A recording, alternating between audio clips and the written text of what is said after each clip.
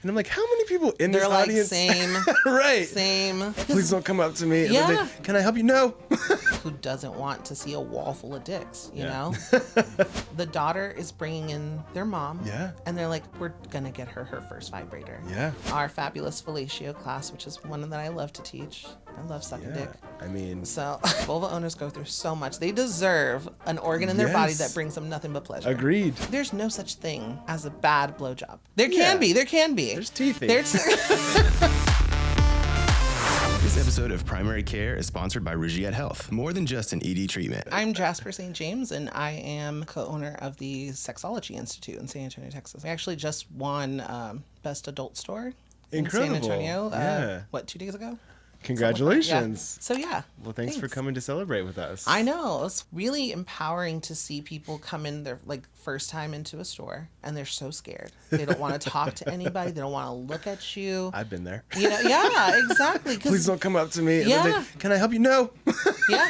And we get it. And we try to foster such a safe space, Yes. right? But at the end of the day, we can't guarantee that someone's going to feel safe right out the gate. Some people are just really terrified, but it's really cool to see them come back and slowly start to open up. I always tell people, I'm like, look, you're not going to shock me. You're not going to tell me something that I haven't heard. Right. And I promise you, if you're having an issue, you are not the only one. Right. One of the biggest hurdles that I think people have when it comes to sex in liberating that element, it's a mental roadblock. Mm-hmm. You know, sex is primarily mental, and you think oh, it's a physical thing that I have to quickly change. And it may be, but a lot of it is just a mental hang up. Culture, upbringing, that all plays a role into it too. For sure.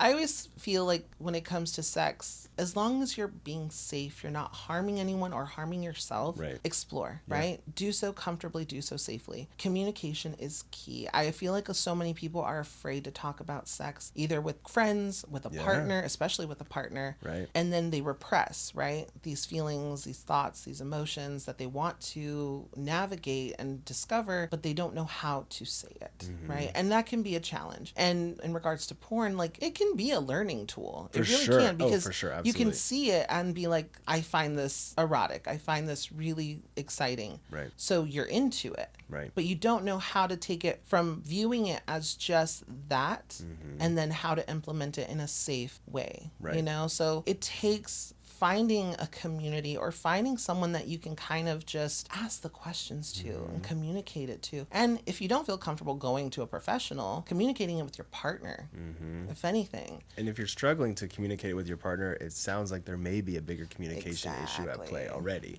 So I know I'm going to take a little bit of a turn back to your business. So can you tell us a little bit about, it's called Sexology Institute. Sexology Institute. Originally opened by Melissa Jones, who's our resident sexologist. She was seeing couples and individuals for sex coaching out of a little office in the medical center in San Antonio. And she was like, I want to send couples and individuals to go and find, the things that I'm recommending, but all these places are icky. They don't feel comfortable going into these. And a lot of her clients were females. Sure. And so a lot of adult stores are geared towards men. Yeah. So it's not an inviting atmosphere for anyone who doesn't want to see a wall full of dicks, you know? I'm not opposed to a wall of dicks, but it still can be quite overwhelming though. Even as a gay person who's walked in and been like, which one, what it was? Don't even get me started. That market is so oversaturated too that anyone can make a toy. That's the craziest thing. So the sex toy industry is not regulated.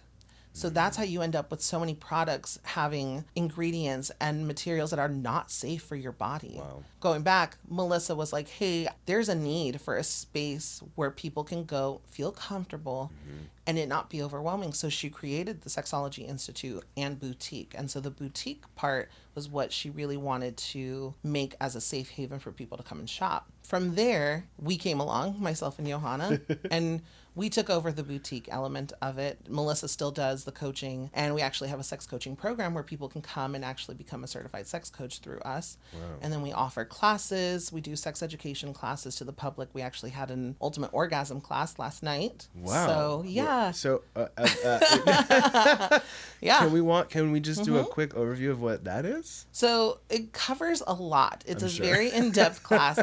And for a while we were separating it to where it was like ultimate orgasms for vulva owners and ultimate orgasms for penis owners, because combining it is a long ass class. I can imagine. It's a long ass class because a lot of people don't even know their own anatomy. For sure. Their own reproductive anatomy and genitalia. So like they don't really understand what parts of the genitals can be really pleasurable, right? Right. So actually taking a look at it and being like, hey, did you know that the clitoris isn't just external, it's internal, and it actually has no other function for the body other than to provide pleasure. People are blown by that. Yeah, like that is just so and wait, so, there's a part of my body just for pleasure, right? but I thought pleasure was not allowed. Here's what I say. I'm like, women go through so much. Vulva owners go through so much. They deserve an organ in their body that brings them nothing but pleasure. Agreed. 100%. And they're never taught it. No, exactly.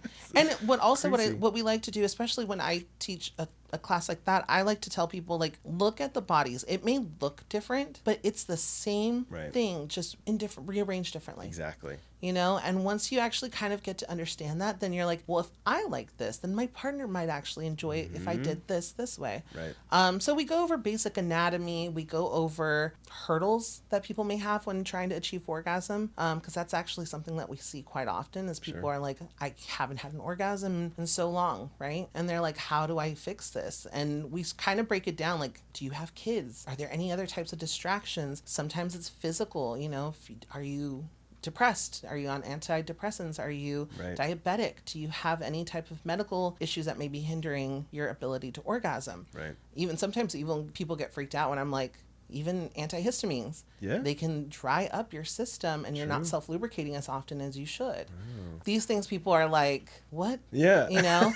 And then we get to like, once we cover all of the like, you know, the logistics side, we go to different positions where people can achieve to like really get like good G-spot orgasms, P-spot orgasms, different toys that people can incorporate. I think a lot of times people are afraid of toys, right? They feel like if I use a toy, it's going to replace my partner. Right. Toys are not meant to replace.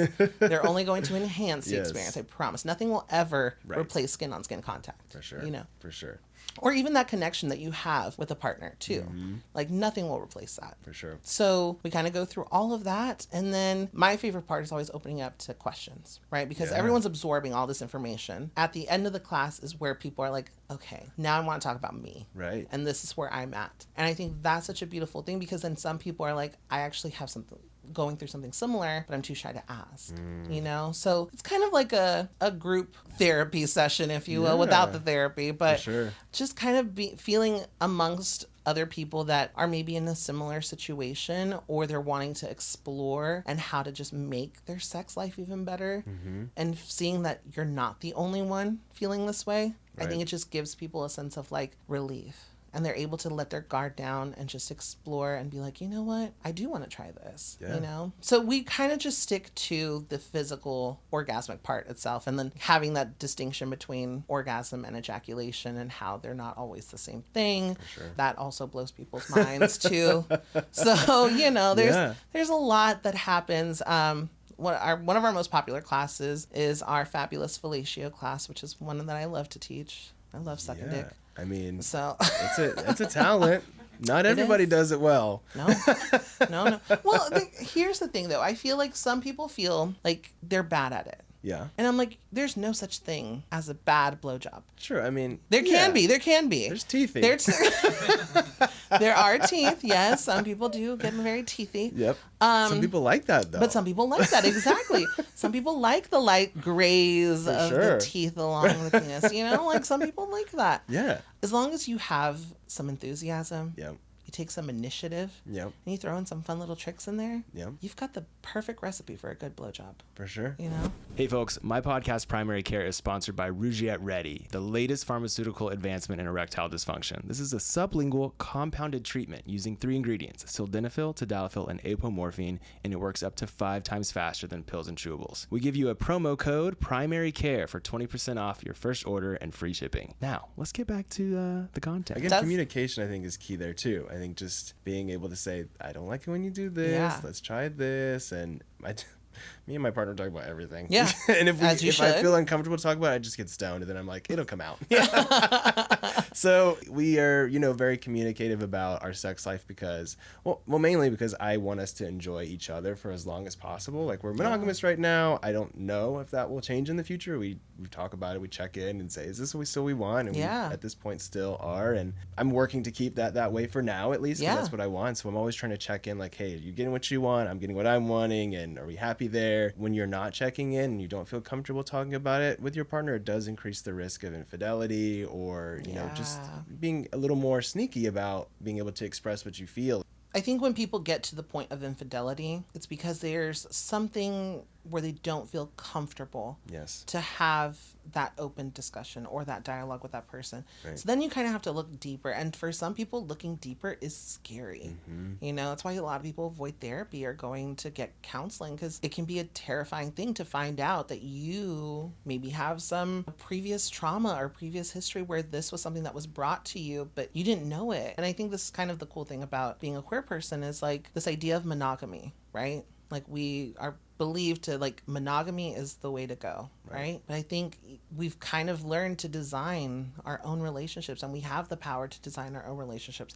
What works for us, what doesn't work for us. It's really cool to see now, especially here in Texas, that a lot more couples, not just queer couples, are coming around to this idea of, like, being like, you know what, I do love this person. Yeah. But I can have more room to love other people and bring other parts. And I see it as kind of like, as a person, right? You have your friends, you have your partner, you have your family, and you get something from all of them. For sure. Right? To make you feel that sense of completion, right? Absolutely. Why can't we do the same in a relationship? Exactly. I think too, it's interesting because when I do speak about monogamy, I feel like some people take it as if I'm like preaching or saying it's the best thing. Absolutely not. Right. But for some people, monogamy is great. Yeah. It works. For me, I just can't imagine having to talk to another person every day.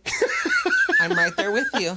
I'm right there. I don't have the time. One person consistently, and also trying to find someone that I really love talking to as much as my partner would be a challenge. But if there was someone who I was attracted to and enjoyed being around as much as my partner, if they're out there, because I'd love more, but it's really hard to find. Right. And I think it just seems very complicated for me. It can be. And again, you have to have a strong communication foundation. Yeah, for sure. Because in order to take on multiple people, not only verbally communicating, but like... Because you have to give a lot of yourself. You do. I don't say that I could never do it because who knows, right? But it's so much work. Yes. It's so much effort. Like, if you want it done well. But again, I think when you're at that place sexually that you're ready to move into that capacity of adding, I think is not right where I'm at yet. No, for sure, absolutely. I think in San Antonio, a lot of people think that it's very, very buttoned up, it's very conservative. There are a lot of people who are actually more open sexually than romantically. Like, they're in open marriages, open relationships, but you can't say it out in the open. I think probably the idea of being a swinger or like opening your marriage or your relationship in the straight world is a lot more common than I probably think. Oh, yeah. Me and my partner went on a Disney cruise last month. Cute. Amazing. Yes. Highly recommend. Yeah. They actually have a lot of adult entertainment. Yeah. And so we were at like the adult club and they were playing this game where they interview 3 couples and they were asking where you've had the most interesting